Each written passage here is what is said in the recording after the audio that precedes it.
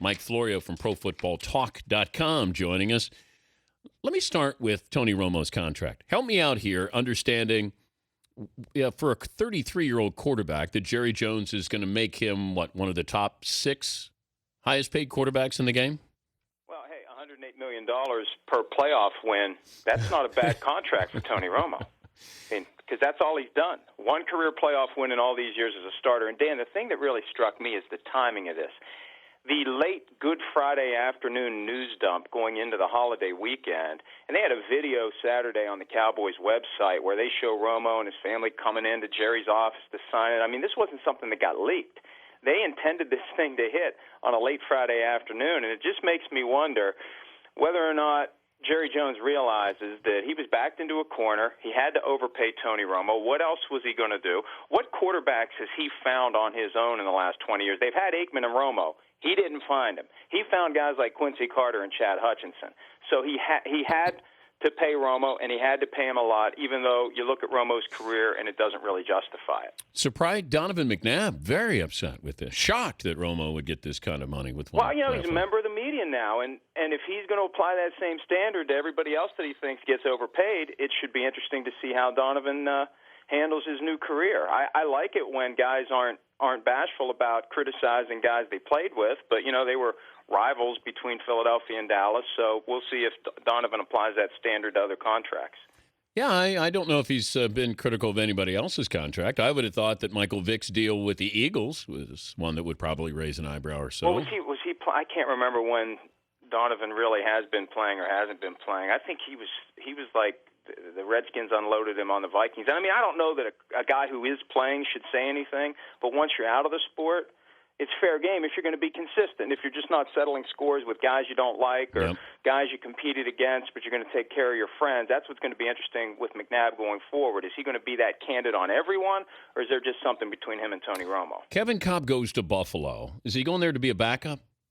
Well, yeah, these contracts these guys are signing, the key word is up to. It's worth up to $13 million over 2 years. Yeah, if he's the starter, he'll get $13 million. If he's not, he's going to get paid like a backup. And I think a lot of these teams are lying to these veteran quarterbacks because they have up to a certain amount of money for Tavares Jackson, the other guy they signed, and then they're going to turn around and draft a guy with the 8th overall pick, and then both Jackson and Cobb are going to be on the bench. It creates a weird situation. I can't help but wonder whether some of these teams in the top 10 are bringing in these veteran quarterbacks to help provide cover for the fact that they want Geno Smith or whoever else ends up bubbling up into the top 10 by the time we get to the draft. Geno working out for the Chiefs, who, once again, are fascinated with Geno Smith. Yeah, they're so fascinated they gave up the second pick in the second round plus a third-round pick next year for Alex Smith. That's how fascinated they are with Geno Smith. They're not going to take this guy, but they want to see if they can dupe someone into trading up to the number 1 spot, and then Chiefs still get the guy that they want at pick 3, 4, 5, or wherever. Okay, bringing him in is not going to make me get antsy here, but if I know that now Oakland, do they need him? If Carson Palmer, that situation, but if Matt Flynn goes to Oakland, he's going there to start, I would imagine. Is he? $5.25 million for 2013. That's less than Matt Hasselbeck's making to back up Andrew Luck in Indy. So I just feel like some of these games that are happening with veteran quarterbacks are aimed at trying to confuse everybody as to what these teams think about the quarterbacks that are available. Because, look, if you really like one of these quarterbacks and you don't get him, then you can go get Matt Flynn. Or if you're the Cardinals, try to get Carson Palmer. Or if you're the Bills, try to sign Kevin Cobb. I'm not aware of a land rush for Kevin Cobb's services that existed before the Bills signed him on Saturday night. So and even the Browns with Jason Campbell. Now no one's going to suspect the Browns of taking Geno Smith at number 6.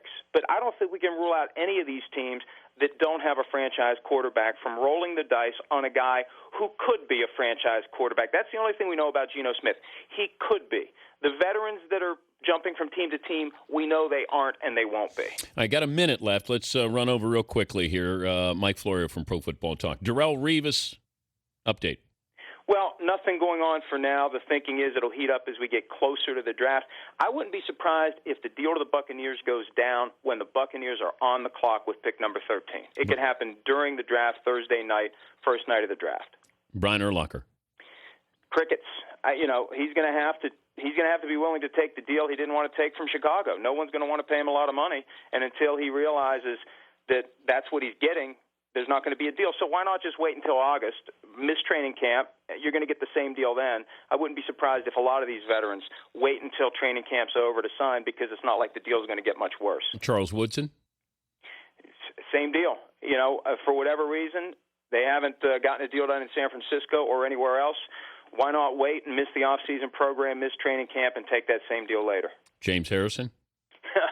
Oh, boy, he should have taken that 30%. Yep. He's a time machine. Yep. He should have taken that 30% reduction in Pittsburgh. Now he wants to go back, and they're not interested. Good to visit with you, Mike. Thanks for joining us, bud. All right, see you, pal. All right, Mike Florio, Pro Football Talk.